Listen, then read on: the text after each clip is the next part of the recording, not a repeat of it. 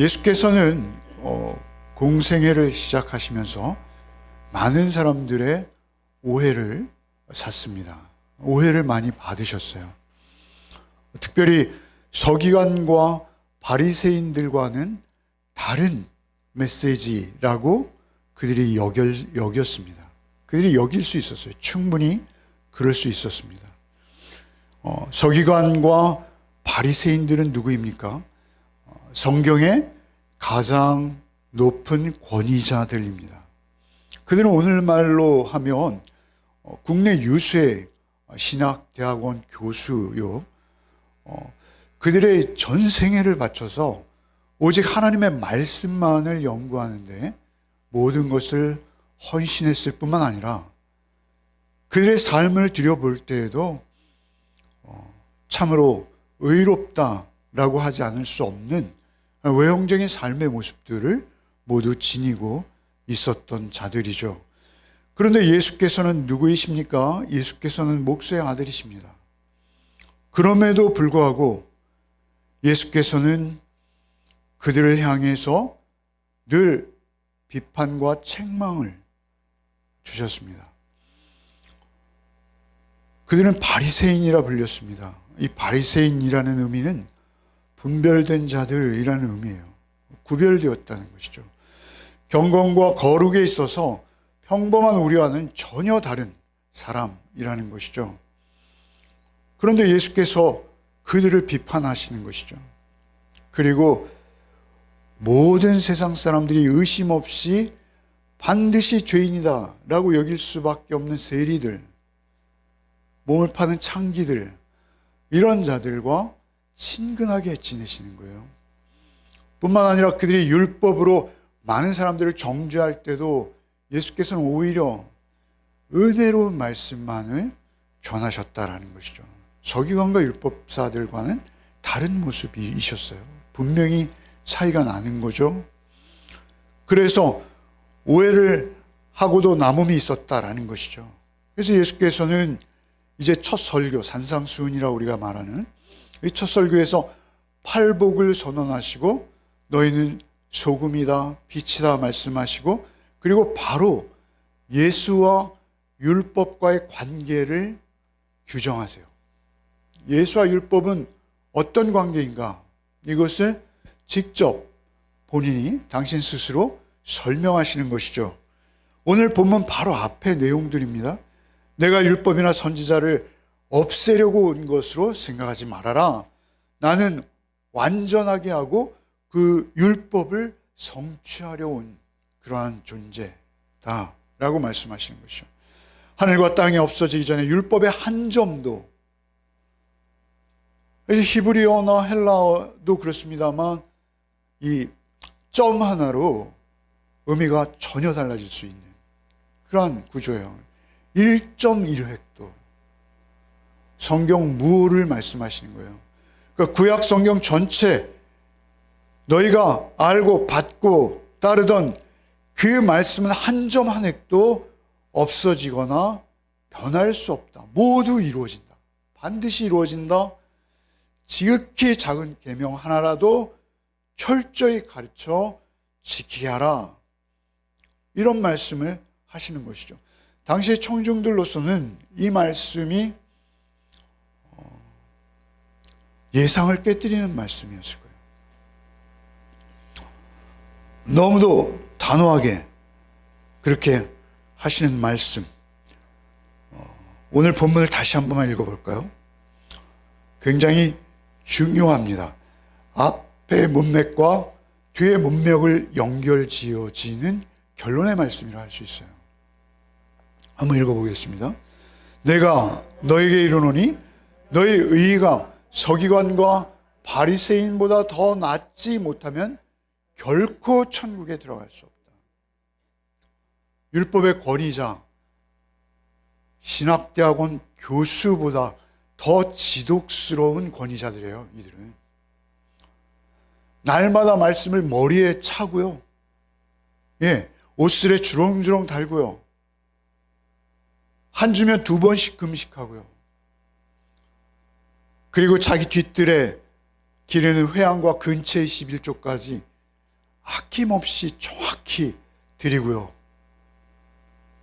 그들은 로마의 압제 가운데 오직 유일하신 하나님만을 따르겠다라는 각오로 기꺼이 자기의 목숨을 순교의 제물로 내어놓을 수 있는 그런 사람들입니다. 그래 왔어요, 그들이. 그런데 그들보다 너의 의로움이 더 뛰어나지 않으면 천국 못 가.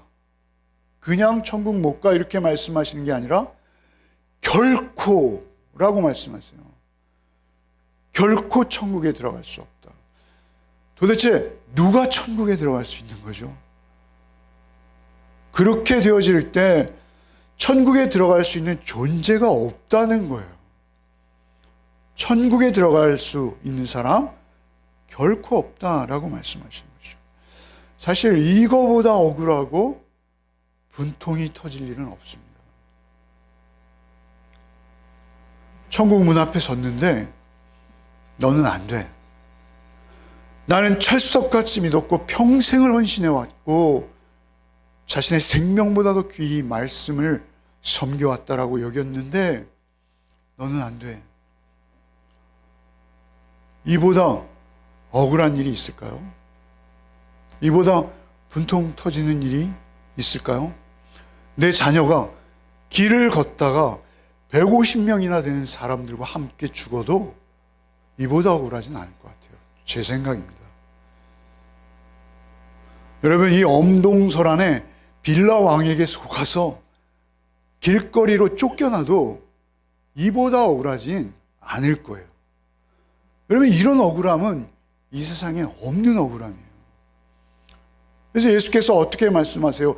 사실 이런 경고의 말씀은 예수께서 계속 반복하세요. 예수는 분명히 은혜의 주인공으로 오셨습니다만 이 경고의 말씀은 이 엄동설한 요즘 혹한이 계속되고 있는데요. 이와 비교할 수도 없을 정도입니다. 여러분 혹시 이가 알아보신 적 있으세요? 이를? 자다가 무의식 중에 이를 갈 수 있어요. 굉장히 치아에 손상을 입죠. 그래서 중병입니다. 그래서 치료를 받아야 되죠. 그런데 그냥 멀쩡한 정신에 내가 스스로 내 이빨을 간다? 이런 표현을 예수께서 직접 주님의 입으로 말씀하세요. 여러분 한번 읽어봅시다. 마태복음 8장 12절. 그 나라의 본 자손들은 바깥 어두운 데 쫓겨나 거기서 울며 이를 갈게 되리라. 마태복음 13장에도 42절 50절 계속 반복되는데요. 대표적으로 한 곳만 읽겠습니다. 풀무불에 던져지리니 거기서 울며 이를 갈게 되리라. 마태복음 24장 51절. 어미 때리고 외식하는 자가 받는 벌에 처하리니 거기서 슬피 울며 이를 갈리라. 마태복음 25장 30절. 이 무익한 종을 바깥 어두운 데로 내쫓으라. 거기서 슬피 울며 이를 갈리라. 여러분, 우는 것도 우는 것이지만요, 울면서 이를 가는, 여러분 이런 상황은 너무 무서운 상황이에요. 그런데 이러한 무서운 경고들을 예수께서 계속 반복하고 계시다라는 거예요. 그러니까 이 말씀이 얼마나 핵심되는 말씀인지 몰라요.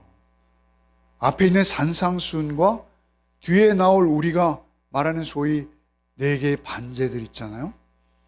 살인하지 말라 했으나 미워하지도 말고, 간음하라 하지 말라 했으나 음란한 마음도 품으면 안 되니 눈을 빼버리고 팔을 찍어내서라도 너희가 그 억울한 일을 당하지 말아라. 천국 가는 게 팔 잃어버리는 것보다 낫지 않겠니? 이렇게 말씀하시잖아요. 우리가 잘 아는 그 말씀이에요. 어떻게 이러한 혹독한 경고를 주시는지요. 여러분, 우리는 결코 우리의 몸짓으로, 우리의 공로로 구원받을 수 없는 자들이에요. 그걸 우리가 늘 잊어버리는 것이죠. 습관적으로 잊어버려요. 나 정도면, 나같이 헌금하고, 나같이 주일 성수하고, 우리가 늘 우리의 행위를 쌓아 나간다는 것이죠. 구원이 결코 그와 상관없음에도 불구하고 의인은 없나니 하나도 없다라는 성경의 진리를 뒤로 한 채 우리는 늘 서기관과 바리새인의 모습으로 우리도 돌아간다는 거예요. 그래서 바울 사도께서는 이렇게 말씀하시는 것이죠. 로마서 9장 30절 이하 읽어보시겠습니다. 그런즉 우리가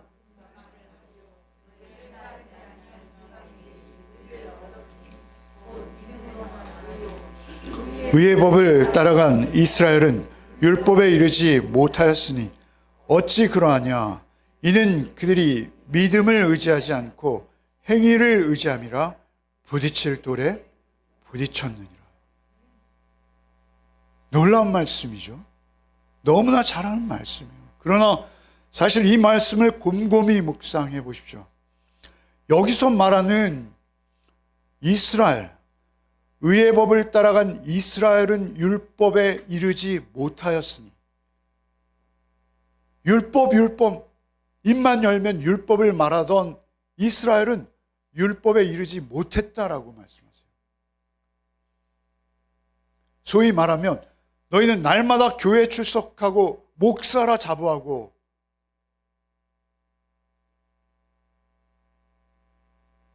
그리고 교회의 장로라 자부하고 했으나 율법에 이르지 못했다.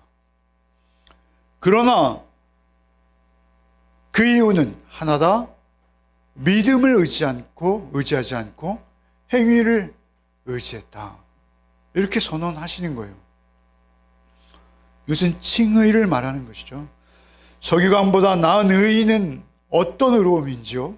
빌립보서 3장 8절로 9절을 한번 읽어보겠습니다. 읽겠습니다. 또한 모든 것을 해로 여김은 내 주 그리스도 예수를 아는 지식이 가장 고상하기 때문이라. 내가 그를 위하여 모든 것을 잃어버리고 배설물로 여기면 그리스도를 얻고 그 안에서 발견되려 함이니 내가 가진 의의는 율법에서 난 것이 아니요 오직 그리스도를 믿음으로 말미암은 것이니 곧 믿음으로 하나님께로부터 난 의의니라. 그러니까 이 의의는 자신의 의의가 아니라는 거예요. 내가 그저 우리 주 예수 그리스도를 믿나이다, 주님만 의지하나이다 라고 고백했을 때 하나님께서 나에게 거저 값없이 은혜로 에베소 2장의 말씀과 같이 나에게 선물로 주신 의의라는 거예요. 그러니까 바리새인과 서기관의 의의와 우리는 전혀 다른 의의를 우리 안에 모시는 거예요. 그리고 구원 얻는 거예요. 결국 바리새인과 서기관들의 기도는 사실 우리의 기도와 흡사한 것 같아요. 한번 읽어봅시다. 두 사람이 기도하러 성전에 올라가니 하나는 바리새인이요 하나는 세리라.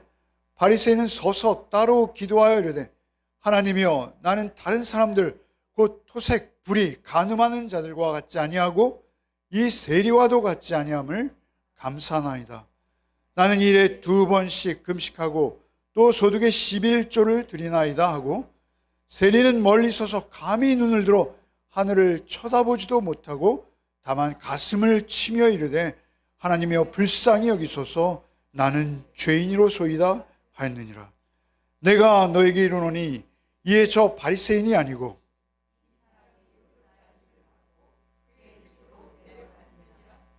무릇 자기를 높이는 자는 낮아지고 자기를 낮추는 자는 높아지리라 하시니라. 바리새인과 서기관이 받은 저주는 너무나 무서운 거예요.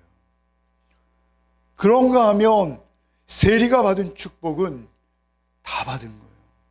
이 땅에서 어떠한 고난과 손가락질을 받아도 그는 넉넉히 감당할 만큼 축복의 주인공이 된 거예요. 그래서 이렇게 말씀하시는 거예요. 그는 의롭다함을 받고 내려갔느니라. 진실로 돌이킨 것이죠. 이것은 존재의 변화입니다. 삭개오와 같은 돌이킴이에요. 이것은 내 힘이 아니라 예수께서 나를 찾아오셔서 나를 경건한 자로 바꾸어 주시는 그러한 돌이킴이에요.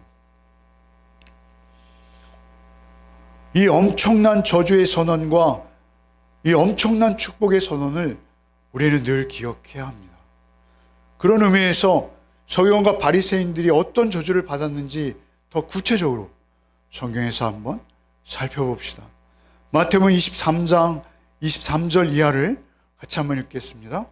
화했을진저 외식하는 서기관들과 바리새인들이여, 너희가 박하와 회당과 근처의 11조를 들이되 율법에 더 중한 바 정의와 긍휼과 믿음은 버렸도다. 그러나 이것도 행하고 저것도 버리지 말아야 할지니라. 율법이, 외형적인 율법이 중요하지 않다는 것이 아니에요. 1.1회 변개될 수 없는 하나님의 말씀이에요. 24절부터 읽겠습니다. 맹인된 인도자여, 하루살이는 걸러내고 낙타는 삼키는도다.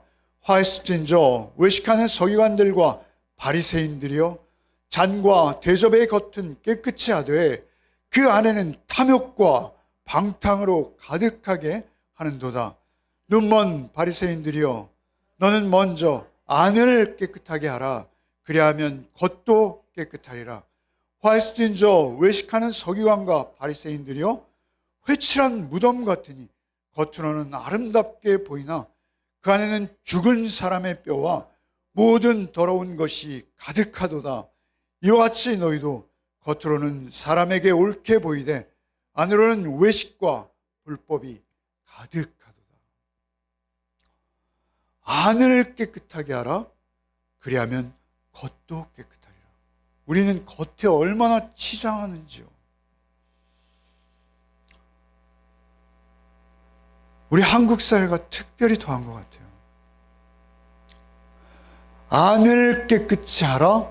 그러면 겉도 깨끗해질 것이다. 이렇게 말씀하시는 거예요. 안에서부터 비롯돼야 된다는 거예요.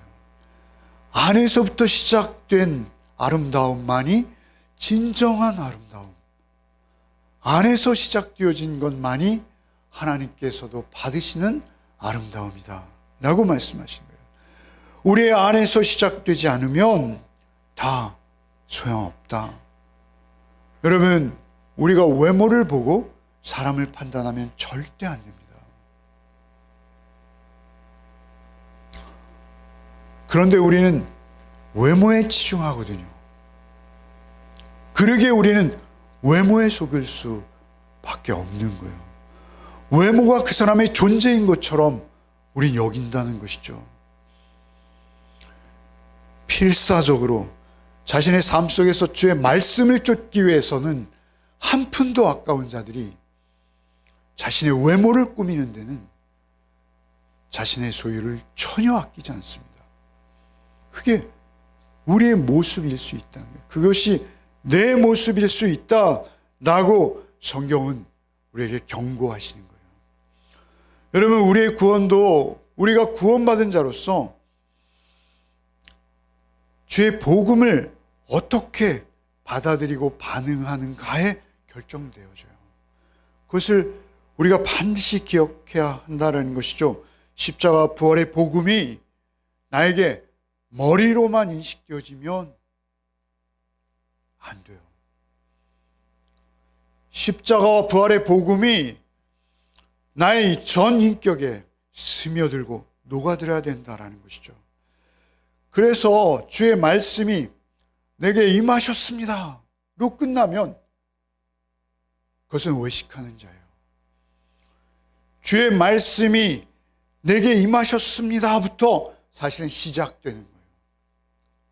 우리의 신앙생활은 말씀이 육신이 되어서 오신 예수를 인정하는 것으로 끝나는 게 아니고요. 그 말씀이 육신이 되신 예수가 우리 안에 장막을 치고 나와 동거하셔야 되는 거예요. 그래서 예수의 말씀이 내 안에서 늘 전쟁을 일으키는 거예요. 그래서 우리가 그리스도인으로 산다는 것은 내 안에 늘 나의 옛 자아와 주의 말씀이 싸우고 있는 거예요. 그 싸움은 우리가 주님 앞에 서는 날까지 쉬지 않는 싸움이에요. 그래서 그 싸움을 계속할수록 나는 하나님 앞에 더욱 낮아지고 겸손해지고 나의 옛 자아는 점점 작아지며 녹아지는 거예요. 그렇게 살아갈 때 우리의 존재가 소금이라는 거예요. 그렇게 살아갈 때 우리의 존재가 빛이라는 거예요. 가난한 심령으로 그렇게 주님만 의지할 때 너는 소금이 되어라가 아니라 너는 소금이다. 너는 바로 그 소금이야. You are the salt. You are the light. 너는 그 빛이야. 너는 숨길 수 없는 빛이야. 너는 나의 영광, 나의 영광이야. 이렇게 나의 영광을 반영해내는 자야. 그래서 우리는 늘 내 안의 전쟁 중에 늘 예수의 말씀에 대해서는 조건 없이 예가 되어야 되는 거예요. 예, 아멘. 주여 따르겠나이다. 나를 쳐서라도 주의 말씀에 복종하겠나이다. 그것이 되어질 때 우리 안에 성령께서 일하기 시작하는 거예요. 왜 우리 안에 성령의 내주하심과 기쁨을 누리지 못하나요? 왜 우리가 성령의 음성이 들려올 때 순종할 수 있는 힘이 이리도 약한가요? 왜 우리가 성령께서 권고하시는 말씀임에도 불구하고 외면하기까지 하나요? 경험이 없기 때문에 그렇습니다.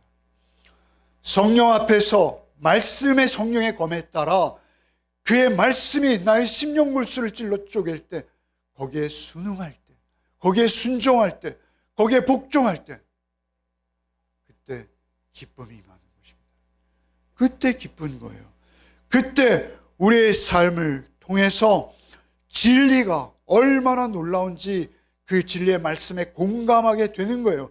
그래서 우리의 삶을 통해서 이제는 진리로 자유함을 얻어 이제는 우리가 분별하는 거예요. 분별하는 거예요. 이제는 선악을 주의 말씀으로 내 생각과 내 계산이 아니라 주의 말씀으로 명료하게 보기 시작하는 거예요. 이제는 진리의 말씀을 따라 새롭고 유일한 생명의 길을 걷기 시작한다라는 것이죠. 중생, 곧 새 생명의 눈을 가지고 세상을 분별하며 영원한 주의 제자로 유일한 가치와 보람을 쫓아서 나의 자리를 견고히 하고 든든히 말씀의 뿌리를 내리며 한 걸음 한 걸음 주와 동행하는 매일매일의 삶이 가능해진다라는 것이죠. 여러분, 이것을 요한복음 8장 31절에 이렇게 표현하세요. 같이 읽겠습니다. 그러므로 예수께서 자기를 믿는 유대인들에게 이르되 너희가 내 말에 거하면 참으로 내 제자가 되고 진리를 알지니 진리가 너희를 자유롭게 하리라. 내 말에 거하면, 내 말에 거하면, 주의 말씀 안에 거하면 보인다는 거예요. 주의 말씀 안에 거하면 판단할 수 있다는 거예요. 주의 말씀이 나를 붙들고 있을 때 우리는 비로소 생명인 거예요. 그래서 그 생명, 그 진리 안에 시작된 나의 마음 깊은 곳에서 온전히 예수 그리스도께 아멘, 예 라고 동의하는 그 인격 안에서 그리스도의 형상이 점점 피어나는 거예요. 그리스도의 형상이 점점 회복되어지는 거예요. 그래서 그 사랑에 붙들려서 나도 누군가를 사랑으로 섬기기 시작하는 거예요. 살인하지 말라. 간음하지 말라. 주님, 저는 주님의 계명을 철저히 지켰습니다. 저는 절대 사람 죽인 일 없습니다. 예, 사람 죽인 일 없죠. 주님, 저는 절대 간음하지 않았습니다. 그래요. 간음한 적 없어요. 그러나 너의 마음은, 너의 속에, 너의 영혼의 존재는 거기까지 물으시는 거예요. 마음에서 시작되는 거거든요. 이미 미워하는 마음만으로 충분히 네 안은 시체가 나뒹굴고 있는 회칠한 무덤이다 라고 말씀하시는 거예요. 이미 마음만으로 우리는 그 음란함으로 뒤덮여진 음란함 자체다라고 주께서 우리를 보시는 거예요. 그러니 이 의로움이 바리새인과 서기관들의 의로움과 어찌 비교될 수 있겠어요? 그러한 놀라운 기적의 말씀 앞에서 우리가 살아가는 거예요. 하나님과 원수 되었기에 하나님의 말씀을 보면 거부감, 그렇지 하나님 말씀 어떻게 우리가 다 따라가 아니라 이제는 그 말씀에 사모하고 사무치게 사랑스러워서 그 말씀 앞에 순종하는 기쁨이 내 안에 충만해지는 거예요. 여러분, 그렇게 하나님과의 관계가 회복되어져 하나님과 밀월의 관계에 들어간 자들이 나도 모르게 내 의가 아니라 하나님이 주신 의로움으로 내가 미워하지 않게 되는 거예요. 내가 음란한 마음도 넉넉히 이길 수 있는 거예요. 내가 이제는 예수께서 이르신 말씀을 쫓아 살 수 있게 되어지는 거예요. 마태복음 22장 37절 이하 읽어봅시다. 예수께서 이르시되 내 마음을 다하고 목숨을 다하고 뜻을 다하여 주 너의 하나님을 사랑하라 하셨으니 이것이 크고 첫째 되는 계명이요 둘째도 그와 같으니 내 이웃을 내 자신과 같이 사랑하라 하셨으니 이 동음은 온 율법과 선지자의 강요. 온 율법과 선지자의 강요. 그런데 놀라운 것은 하나님 사랑, 이웃 사랑이 두 계명이 아니라고 하시잖아요. 이것이 크고 첫째 되는 계명이요 둘째는 이것이니 이렇게 하지 아니하시고 둘째도 그와 같으니. 여러분, 율법을 그들이 오해한 거예요. 바리새인과 서기관들은 율법을 잘못 이해한 거예요. 여러분, 율법에도 하나님의 사랑만 흐르고 있었어요. 그 많은 짐승들의 피와 대속의 제물들을 통해서 그들도 은혜로 하나님을 모시고 섬기고 하나님 안에 거할 수 있었어요. 그럼에도 불구하고 그들은 율법으로 정죄하고 그들을 이용하고 그리고 거기에 가담하는 거예요. 둘째도 그와 같으니, 그 말씀 무슨 말씀이시죠? 하나님 사랑으로 회복되어지면 그러면 모든 계명은 너에게 결코 어려운 것이 아니다라는 거예요. 너에게 그 계명은 오히려 쉬운 것이다. 왜요? 존재가 바뀌었기 때문에 그래요. 존재가. 여러분, 요한복음 13장 34절을 한번 읽어봅시다. 새 계명을 너에게 주노니 서로 사랑하라. 내가 너희를 사랑한 것 같이 너희도 서로 사랑하라. 너희가 서로 사랑하면 이로써 모든 사람이 너희가 내 제자인 줄 알리라. 이것은 예수께서 제자들의 발을 씻기시며 하신 우리가 잘 아는 말씀이죠. 근데 이 계명은요, 우리가 실천하려고 해도 할 수 없는 수준이에요. 우리가 어떻게 나를 미워하는 자의 발을 씻깁니까? 나를 미워하는 자를 용서하지도 못해요. 여러분, 그것이 내 배우자일지라도 용서 못합니다. 여러분, 그것이 내 부모일지라도 용서 못하고요, 내 자녀도 나는 용서 못하는 자예요. 그러나 주께서는 하신다라는 거예요. 주님만 하신다는 거예요. 주께서 내 안에 계시면 사랑할 수 있고 용서할 수 있고 하나님의 말씀 앞에 예라고 대답할 수 있다라는 거예요. 나는 잘 안 되지만 주님의 말씀 안에서 내가 계속 나의 옛 자아와 전쟁을 치르고 있으나 주님 내 안에 계시면 내가 승리할 수밖에 없다는 거예요. 나를 반드시 승리하게 하신다라는 거예요. 요한복음 15장 7절 이하를 한번 읽어봅시다. 너희가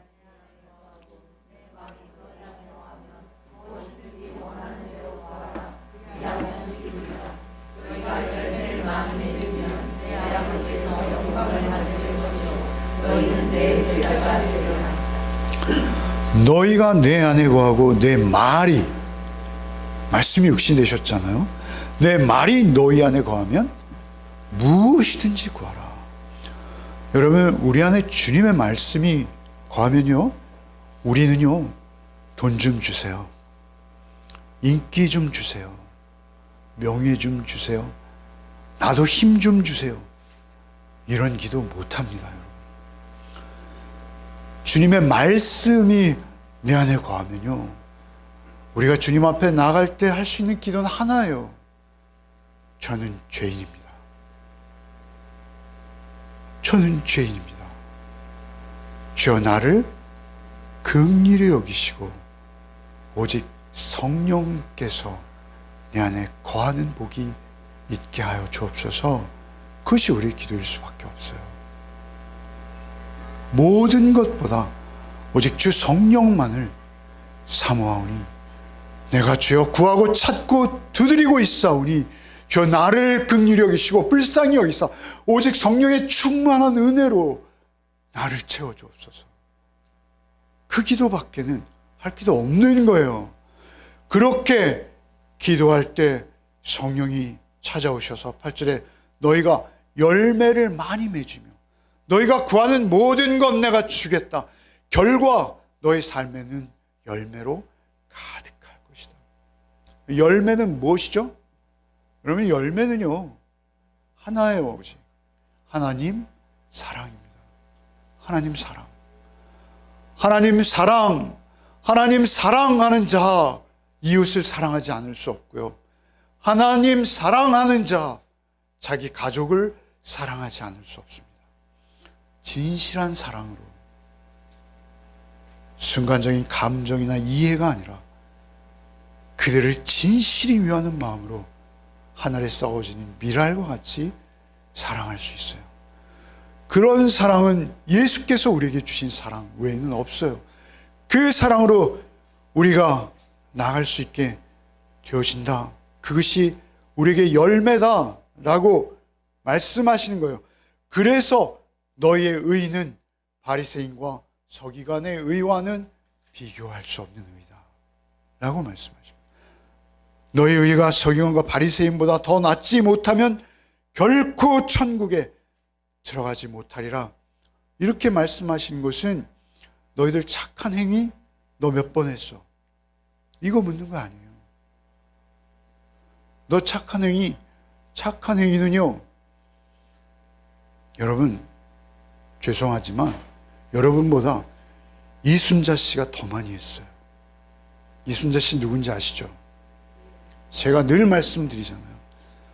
전두환의 부인이 여러분보다 착한 일 더 많이 했어요.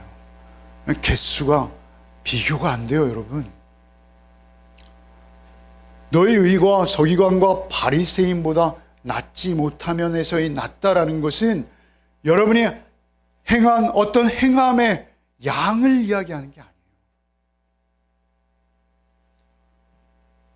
질을 이야기하는 거예요. 질. 하나님께서는 어떤 행위를 보시지 아니하시고 여러분 그 행위의 동기와 의도를 보세요.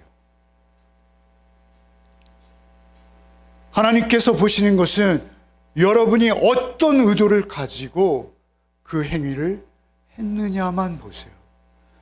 더 중요하다라는 것입니다. 그래서 주께서 나는 살인하지 않았어요. 나는 간음하지 않았어요. 소용없다는 것입니다. 필요 없다는 거예요. 우리에게 있어서는 그러한 현행범으로 우리가 붙들리지 않은 것이 중요한 것이 아니라 우리의 마음을 보신다라는 거예요. 우리의 청결함을 보신다라는 거예요. 그래서 우리의 기도는 세례의 기도와 같을 수밖에 없어요. 그래서 우리가 하나님 앞에 기도한다는 것은 언제나 한 가지 태도뿐이에요. 주님, 저는 얼굴이 뜨뜻하고 민망하여 주님을 배울 수 없나이다. 저 이 죄인을 긍휼히 여기소서. 이 죄인을 불쌍히 여기소서. 나는 날마다 주의 은혜 없이 살 수 없는 자이오니 주여 나를 불쌍히 여기시고 어떠한 상황 속에서도 주님 내 안에 계시옵고 떠나지 마옵소서. 오직 그 말씀만으로 나를 오늘도 인도하여 주옵소서. 이것이 여러분의 기도가 되시기를 바랍니다.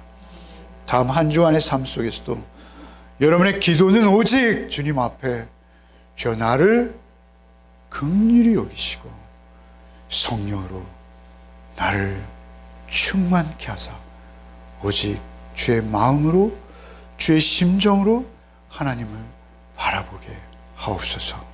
하나님만 사랑하게 하옵소서. 그 사랑이 열매 맺게 하옵소서가 여러분의 기도가 되시기 바랍니다. 주님, 우리 안에는 내가 나도 어쩔 수 없는 나의 죄된 습성과 모습들이 항상 있음을 봅니다.